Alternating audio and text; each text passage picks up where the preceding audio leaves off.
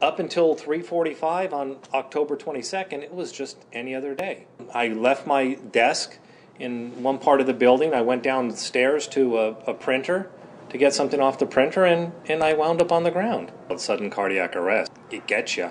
His heart was stopped. His head was toward the file cabinet, and his feet were right about where I'm standing.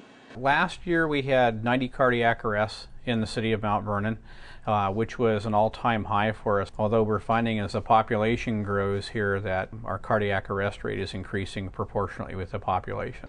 I couldn't tell if he was doing okay. As a matter of fact, my assumption was that he was going to be okay. I guess I never knew how serious it was. It was a 20-minute drive, but it was a long way, and the whole way I was promising anything to keep him.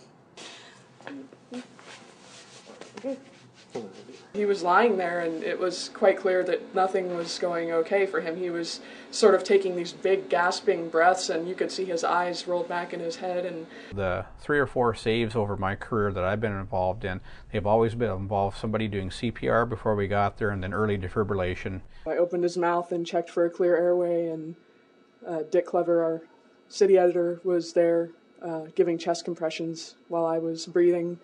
On the way there, I was updated by dispatch that, in fact, we had CPR in progress. Kept him going until the fire department got there with the AED and charged him back. So this is the actual machine that I used down at the Skagit Valley Herald, and every day we come out and we check it and verify that the pads are to date and the machine's electrically it's in good status there. We check all the backup devices on here, the backup set of pads, and everything to make sure they're in date and everything's in working order so that when the call comes in, we're ready to respond. The emergency people talked to us about it, that we figured out how close he really was to death. Everything worked, and I couldn't be more grateful. So, for Kate and Dick and August, thank you.